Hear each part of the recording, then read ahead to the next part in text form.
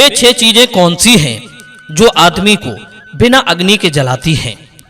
मित्रों, आज का वीडियो सचमुच बहुत काम का है। हमने देखा है कि आज के समय में ज्यादातर लोग अशांति का जीवन जी रहे हैं। उनके पास घर है, धन है, गुण है, बल है, फिर भी जीवन में शांति नहीं है। उनकी जिंदगी अशांति रूपी कलह और घुटन और चिंताओं से भरी पड़ी है। उनका जीवन जीते जी नरक के समान है। आखिर ऐसा क्यों है? तो आइए बने रहिए हमारी इस वीडियो में, वीडियो के समाप्त होने तक। इस संबंध में मैं आपको एक इतिहास सुनाता हूं। दर्शक बंधु, किसी नदी के किनारे बसे एक गांव में एक बड़े ही सज्जन और धर्मात्मा ब्राह्मण रहते थे। ब्राह्मण की पत्नी बहुत ही क्रूर, उल्टा और कुलक्षणी थी। वो हर समय अपने पति से झगड़ती रहती थी, कभी कभी उनका अपमान भी कर देती थी। वो ब्राह्मण देव के कामों में अक्सर कमियां निकालती रहती थी और स्वयं बड़ी सज संवर कर रहती थी। दुष्ट स्त्रियों के घर बैठना उठना, उनके साथ घूमने में उसकी भारी रुचि थी। कहते हैं आदमी के विचार उसी से मिलते हैं जो जैसे विचारों का होता है। ब्राह्मण की पत्नी भी दुष्ट विचारों वाली थी। वो दिन रात पति से झगड़ती रहती थी। ब्राह्मण से उसके कभी विचार नहीं मिलते थे। यदि ब्राह्मण देव किसी काम की कहते तो पहले तो वो करती नहीं थी, और करती भी थी तो उल्टा सुल्टा करके रख देती थी। ब्राह्मण देव उसके आचरण से बड़े दुखी हुए, मानो उन्हें पत्नी नहीं, पत्नी के रूप में कोई पिछले जन्म का बैरी मिल गया हो। स्त्री का काम होता है सुख देना। सुख तो ब्राह्मण ने कभी देखा ही नहीं था। वे अपनी पत्नी के व्यंग वाणों की दगदगनी में जलते रहते थे। एक तो वे पत्नी के दुष्ट आचरणों से परेशान थे, ऊपर से कोई संतान भी नहीं थी। एक दिन ब्राह्मण देव दुखी होकर के आत्महत्या करने के लिए एक नदी के किनारे पहुंचे। वहीं उनकी भेंट एक महात्मा जी से हुई। महात्मा जी ने ब्राह्मण को अत्यंत दुखी और रोते हुए देखा तो पूछा कि आपके दुखी होने का कारण क्या है? तब रोते रोते ब्राह्मण ने महात्मा जी को पूरी बात बताई कि एक तो वो अपनी पत्नी के दुष्ट व्यवहार से बहुत परेशान है, ऊपर से कोई संतान भी नहीं है। मेरे घर में खाने पीने के लिए सब कुछ है, परंतु मेरे बाद घर में कोई खाने वाला नहीं है। इसीलिए मैं दुखी होकर के यहाँ आत्महत्या करने के लिए आया हूं। दर्शक बंधु, ब्राह्मण का दुखड़ा सुनकर महात्मा जी उसे सांत्वना देते हुए समझाने लगे कि मनुष्य के सुखी और दुखी रहने का वो स्वयं ही कारण होता है। जीवन में यदि दुख मिले तो समझ लेना कि वो उस पर भगवान की विशेष कृपा है। भगवान को जिसका कल्याण करना होता है, जिस पर उनकी दृष्टि रहती है, वे उसे इसी प्रकार का दुख देते हैं। संसार में उसका मन ना लगे, वो वासनाओं में उलझकर ना रह जाए, इसलिए उसे दुष्ट स्त्री और पुत्र देते हैं। तुम्हें जो तुम्हारी उल्टा स्त्री मिली है, इसमें भी भगवान की ही कृपा है। कहीं तुम स्त्री के मोह में पड़कर कल्याण का मार्ग न भूल बैठो, इसलिए तुम्हें एक कुलक्षणी स्त्री का साथ मिला है। पुत्र नहीं है ये तो और भी अच्छी बात है। पुत्र परिवार नहीं है तो समझ लो भगवान सारा काम तुम्हारे ही हाथ से कराना चाहते हैं। पुत्र तो दुख रूप है। मनुष्य को यदि कर्म करने के बाद फल की प्राप्ति ना हो तो समझ लेना कि या तो तुम्हारे कर्मों का दोष है या भगवान की कृपा है। अकारण परमात्मा किसी को दुख नहीं देती। ईश्वर जैसी स्थिति में आपको रखना चाहे, वैसी ही स्थिति में रहकर मनुष्य को संतोष रखना चाहिए। मित्रों, एक बार एक आदमी भगवान के मंदिर में गया और भगवान को धन्यवाद देने लगा कि हे परमेश्वर, तुम्हारा लाख लाख शुक्र है जो तुमने मुझे सुलक्षणा पत्नी दी है। उसकी वजह से घर में सुख शांति बनी हुई है और मैं निर्भय होकर के, निसंकोच होकर के तुम्हारा ध्यान कर लेता हूं। दर्शक बंधुओं, उसी मंदिर में एक आदमी और आया जिसकी स्त्री कर्कशा और उल्टा थी। वो भी भगवान को धन्यवाद देने लगा, हे प्रभु, आपने मुझे ऐसी स्त्री देकर मुझ पर बहुत बड़ी कृपा की है। यदि तुमने मुझे अच्छी और सुंदर पत्नी दी होती तो मैं पूरे दिन उसके पीछे पीछे ही लगा रहता और तुमको भूल जाता। मेरी स्त्री के बुरे आचरणों की वजह से मेरा मन सदैव संसारिक विषय वस्तुओं से दूर भागता है और मैं शांति रूप से आपका स्मरण कर लेता हूं।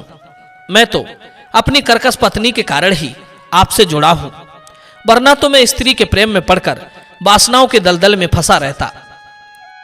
तीसरा आदमी फिर आया। तीसरा आदमी उसी मंदिर में फिर आता है और वो भगवान को धन्यवाद देता है कि हे परमेश्वर, आपकी इच्छा से मेरी पत्नी मर गई, ये आपने बहुत अच्छा किया। अब मुझे किसी तरह की कोई चिंता नहीं रही। अब मैं सारा ध्यान बस तुम्हारे में लगा दूंगा। मित्रों, मनुष्य के सुखी रहने का यही एक तरीका है कि उसके साथ जैसी स्थिति हो वो उसी स्थिति को अपना सुख बना ले।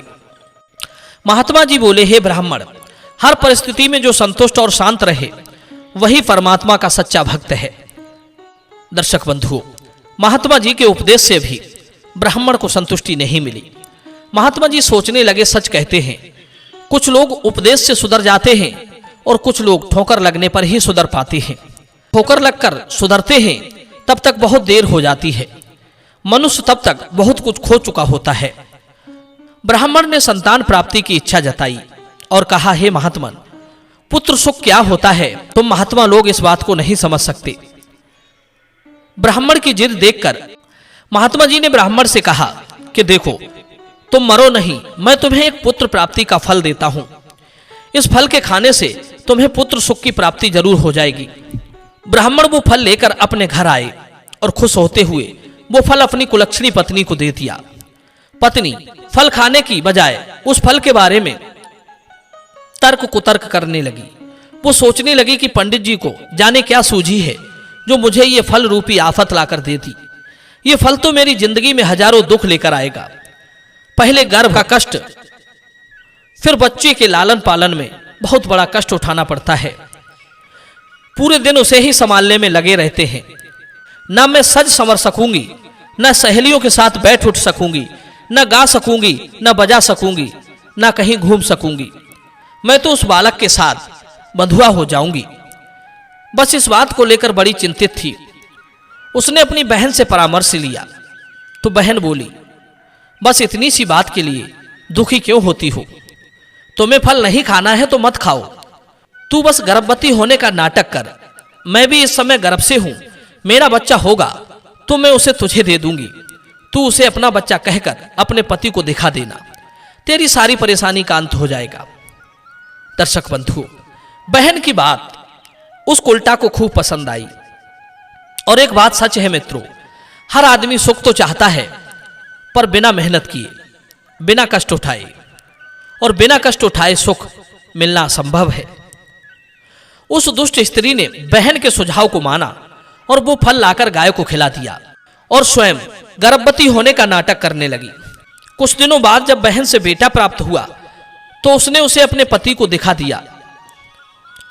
पुत्र को देखकर ब्राह्मण देव बहुत खुश हुए। उधर गाय, जो गाय को फल खिला दिया था, उसने भी एक पुत्र को जन्म दिया। दो पुत्रों को देखकर ब्राह्मण की खुशी दुगनी हो गई। समय के साथ दोनों बालक बड़े होने लगे। दोनों के गुण विचारों में जमीन आसमान का अंतर था। कुल्टा की बहन का बेटा दुष्ट चरित्र का बन गया और गाय का बेटा ज्ञानी और धर्मात्मा बन गया। वो दुष्ट मां का बेटा बड़ा होने पर व्यसनों में उलझ गया। जुआ में घर का धन नष्ट करने लगा। बेश्याओं को घर में लाकर रखने लगा। माता पिता कुछ कहते तो उन्हें मारता पीटता, उन्हें गालियां देता। पुत्र के हाथों मार खाकर उस दुष्टा को बड़ा पछतावा होता था। उस ब्राह्मण को भी बड़ा अफसोस होता था कि वो महात्मा जी ठीक कहते थे, किसी पुत्र से माता पिता को सुख नहीं होता। एक दिन की बात, पुत्र से अत्यंत कष्ट पाकर ब्राह्मण देव सब कुछ छोड़ छाड़ कर जंगल में चले गए।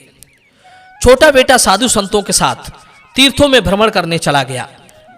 घर पर मां अकेली रह गई तो वो दुष्ट बेटा उसे मार पीट कर घर का धन, जेवर, बर्तन सब छीन कर ले जाने लगा और बुरे कर्मों में उड़ाने लगा।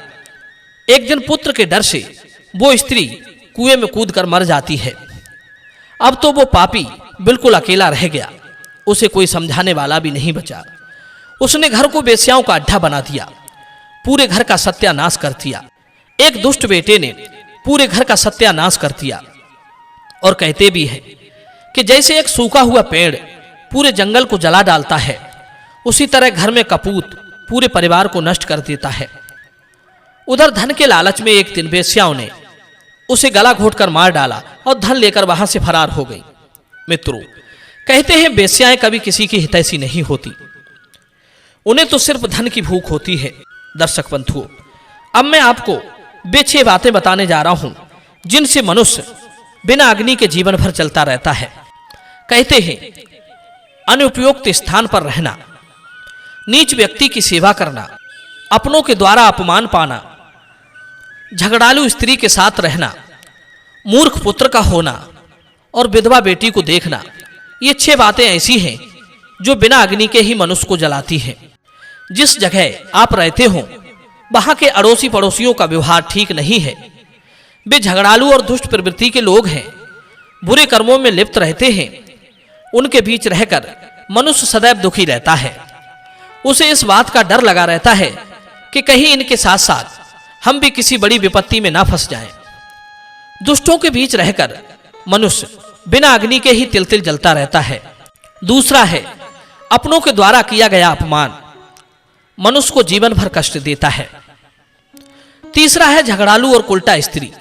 झगड़ालू और उल्टा स्त्री पति को अपने बुरे आचरणों से और कर्कश वाणी से जीवन भर तिल तिल जलाती रहती है।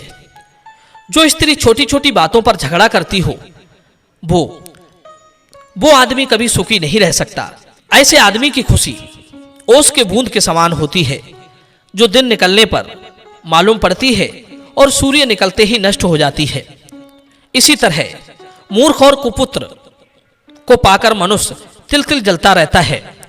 विद्वान लोग कहते हैं कि लंबी आयु वाले मूर्ख पुत्र से तो अच्छा है कि छोटी आयु वाला बुद्धिमान पुत्र हो, क्योंकि पैदा होते ही मर जाने वाला पुत्र श्रेष्ठकर इसलिए है उसके मरने पर माता पिता को थोड़े दिन बुरा लगता है, पर मूर्ख पुत्र को लेकर माँ बाप सदैव चिंतित रहते हैं और वो अपनी ऊंट पटांग हरकतों से उन्हें जीवन भर दग्ध करता रहता है। 6वीं है विधवा बेटी। विधवा बेटी को देख देखकर भी माता पिता सदैव चिंता में डूबे रहते हैं। मित्रों, ये 6 बातें मनुष्य को बिना अग्नि के दिन रात जलाती हैं। दुनिया में ये 6 कष्ट सबसे अधिक दुखदाई होते हैं। दर्शक बंधुओं, ये जानकारी आपको कैसी लगी? आप अपनी राय कमेंट में जरूर देना, और वीडियो पसंद आया हो तो वीडियो को लाइक करना और चैनल को सब्सक्राइब करना। मिलते हैं अगली कहानी में नई ज्ञान चर्चा के साथ। आप सभी दर्शकों का बहुत बहुत धन्यवाद। जय श्री कृष्ण।